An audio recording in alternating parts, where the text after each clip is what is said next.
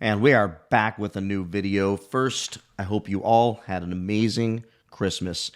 We did. It was awesome, even though my poor wife was battling a nasty cold. And then in her incredible generosity in the holiday season of gift giving, she gave me her cold. So while we've been definitely struggling through the holidays, we had a wonderful holiday and frankly one of the best ever. So I honestly hope you all made the best of it as well. I know a lot of people out there were fighting these colds, but it is what it is. I definitely took a little bit of time off of YouTube, so it's good to be back. And so much has been happening. I'm going to try to do some catch up here over this next week, but today I wanted to do a video that I wanted to do a week ago. I started outlining it and writing some notes, and I didn't know how exactly I was going to couch it because I didn't want to come off like I was some guy with sour grapes, because I didn't, despite me waiting at my doorstep with bated breath for Dodge's invite to show up,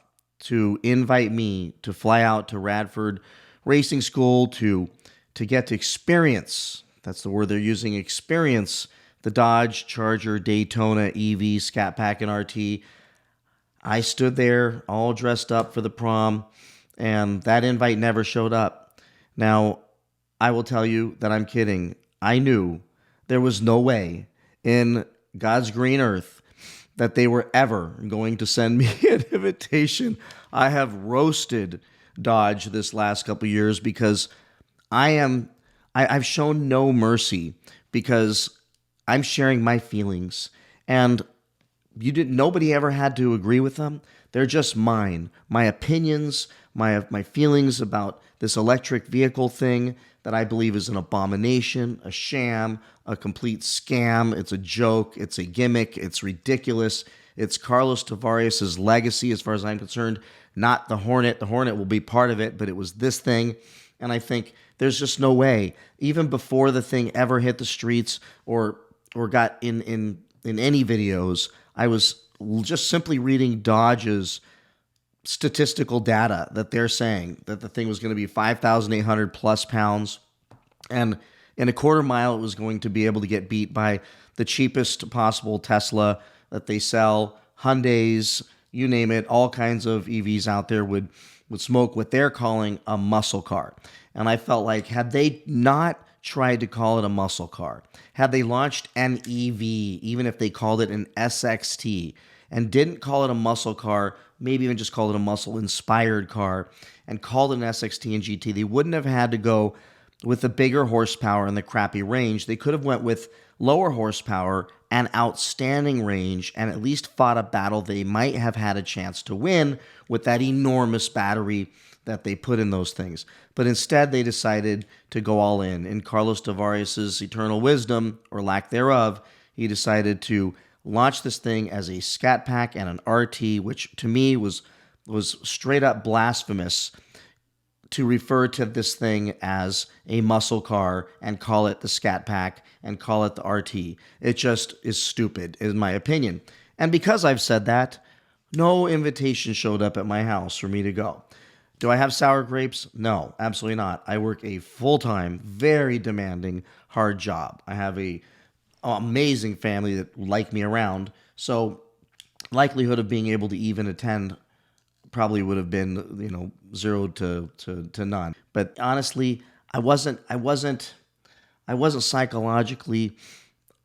have been psychologically up to the rope-a-dope that they were going to put us through, which is what you all were watching. And this is what I wanted to address in this video, along with one other interesting topic with these videos that were out there from Throttle House, Demonology, Racer X.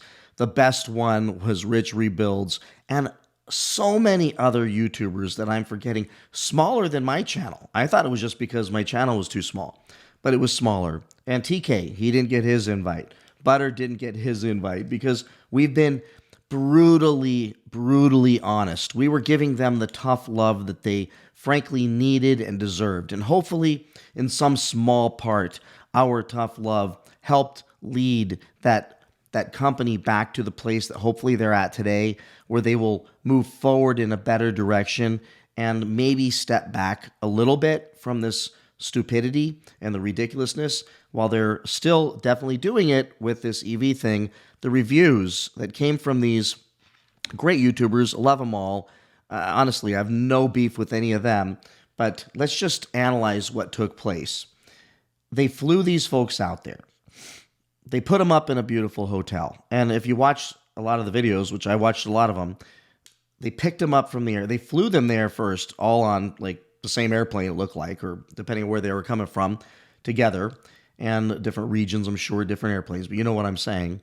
And then they picked them up in chauffeur-driven or company rep-driven Grand Wagoneers, loaded, beautiful.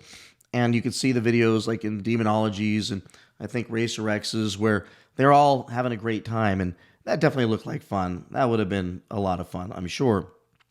And they took them to this beautiful hotel. And then in, I think it was Rich Rebuild's video, you could see that they had this beautiful, almost a party-looking thing, a spread of food and everything else that, unless I'm missing something, it looked like they definitely wine and dined them. And then, if you watch the videos, they had a beautiful presentation from Matt McAleer and some of the other Dodge reps that explained the cars. And really, I watched a few of these videos, and they were hard sales pitches. No matter how you cut it, they were trying hard to convince everybody that this was a cool car. And I will tell you, just to analyze the psychology behind this, any one of us, I want to defend, Racer X, Demonology, and so many of the other ones out there that did these videos that I would never have expected any of them to be ungrateful participants, meaning to get chauffeured to the airport, picked up in popped on an airplane, picked up in a chauffeur-driven Grand Wagoneer, taken to a beautiful hotel, wined, dined, given a great presentation with a CEO of Dodge, and then spent all that, it looked like a whole day or so, being able to drive those things, going on a course, a road course, as well as getting to drift and do donuts and all that fun stuff with Dodge reps, and looked like an amazing day. I would not expect anyone to be nasty. So we got to give them breaks. I've read the comments, and some of you are just downright saying what a lot of us want to say, but let's try to understand where these folks are coming from. They get flown out there. Demonology, for example. Awesome guy. Love his channel. Followed him for a long time. And wine, dined, and he did a very professional, very just awesome video. And he was very middle of the road. He didn't bash it at all. I would never think that he would. The man's got class. And same with Racer X. The man's got class. Rich Rebuilds, even though he was definitely honest about it, he's got class. Nobody's going to get in that thing and bash the daylights out of it. But what we have to understand also is what comes along with that is the necessity for us, for the viewers, to be able to acknowledge that nobody's going to be an ungrateful participant. They're going to be grateful. I mean, they were invited and they were wine and dined and treated like royalty. So they're probably not going to get in the car and talk the trash that, frankly, I don't know that I have the level of class that they have. And I probably would have talked all kinds of trash. And I would have been brutally honest and not been able to hold back because I don't have that in me. I grew up blue collar. I say things the way they are. I mean, it's with a plumber as a father. I mean, I learned foul language at like 11 years old. So I don't know that I would be able to, despite finding my way in the business world, I would have been brutally honest. So for that reason, I knew that there was no way an invitation was coming. And if you think I'm raw, I'm nothing compared to TK. Right, TK? Love you, brother. But TK would have been even more. So he didn't get his invite either. But these folks were professionally respectful, and they simply reviewed the car. But you can tell almost in every single one of them that they were held back. They were held back. They were just slightly reserved. They pushed the envelope just a little bit where you can read into what they were saying. And basically, bottom line is, the car is not that great. The car is not exciting. The car is not, it might be a little bit fun, which would last about 5 minutes, but it's not, it ain't it. if that makes sense. And pretty much every single YouTuber, I mean, at least all the ones I saw, I didn't hear anybody jumping up and down. I mean, yeah, Rady's Rides, who loves anything, everybody was held back. He was held back. Everybody was just slightly reserved. I think Rich Rebuilds probably was the most transparent and honest while still being respectful and classy.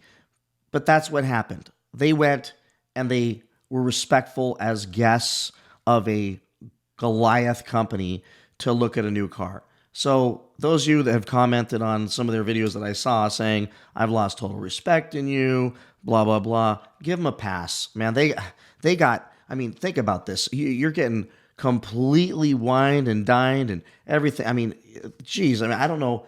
I might have had trouble. As brutal as I can be, I might have had trouble getting on that airplane they paid for and jumping in that Grand Wagoneer and going to the nice hotel and getting fed and I just treated like royalty. I probably would have had trouble. So I'm giving them all passes. I commented on Demonology's video. I thought the video was great. I think, not a single one of them that I heard mentioned that, oh, by the way, the quarter mile time will get beat by the base model Tesla. Hyundais will beat this thing. 0 to 60, the Model 3 Performance will destroy it.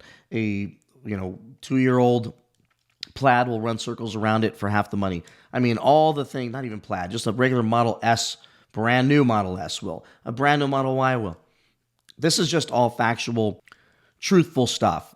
But if I'm going to boil it all down to what I got out of those videos, is it's an okay car at a ridiculously overinflated price. But one thing I thought I would mention here, that in all these reviews, what was not mentioned as well is that according to Dodge, now I don't know if this is going to hold, but according to Dodge, originally, and I mean, this is the case, but there's a circumstance, the circumstances behind these RTs and Scat Pack Daytonas is that they both were launched, the first run of them, which I believe was supposed to be 2024, but since they're so late in delivering them, I'm going to assume they're going to keep the stage kits. Stage 1 on the RT, which is like 40 more horsepower, and the stage 2 kit on the Scat Pack, which I believe is 80 more horsepower, taking it to like 670 horsepower, and I think the RT is like 496, so do the math on that. That's only going to be the first year. And in the future, it's going to be several pay-to-play options. Let me show you the article, one of the articles. All right, here, just on another Dodge website, and obviously they cut and pasted from Dodge Garage and other places, but here's the, I'm just going to skip everything else, just get to this. The 400-volt propulsion system packs 6 performance levels into the powertrain. Remember, 6 performance levels. The 2024 Charger Daytona RT arrives with a standard direct connection stage 1 upgrade kit that adds 40 horsepower to reach a total of 496 horsepower. While the Daytona Scat Pack is delivered with a stage 2 kit that offers an increase of additional 80 horsepower, taking the total output to 670 horsepower. Here's the key, future Daytona models will require purchase of direct connection stage kits to upgrade from base models to stage 1 and stage 2 performance. The point I want to make here is that all these reviews that were done by these YouTubers, they were done with the stage 1 and stage 2 performance kits on them. And if what they're saying on this website, this Dodge website, is true, in the future, this is just the first run of these cars, in the future models, I don't know when that's going to be because they're so late in delivering these things, you will have to pay extra.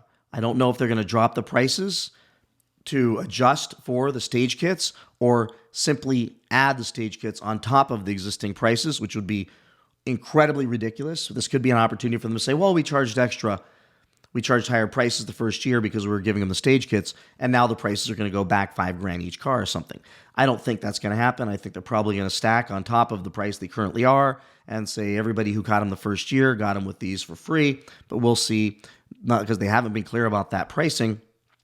But let's just say the future Daytona models are going to come without the stage 1 and stage 2, meaning that all the reviews of these YouTubers basically saying, well, it's quick like any EV, but it's definitely not blistering, face numbing fast. It's definitely not the fastest one. Yet it's got this loud exhaust and this gimmick stuff on it, but it's not as fast. That's with the stage 2 and the stage 1 kits. Imagine in the future without those, how incredibly slow these things are going to be in comparison to other basic, much cheaper EVs out there. Meaning you can be sitting in one of these things, a Scat Pack, for example, even with the stage 2 kit on it. But let's say just with no stage kit in the future models, and you paid $80,000 for this thing, and you pull up to a stoplight, and you've got your loud, rumbling, fratsonic chambered exhaust going, and I don't know, a mom pulls up alongside you in her Model Y with baby seats in the back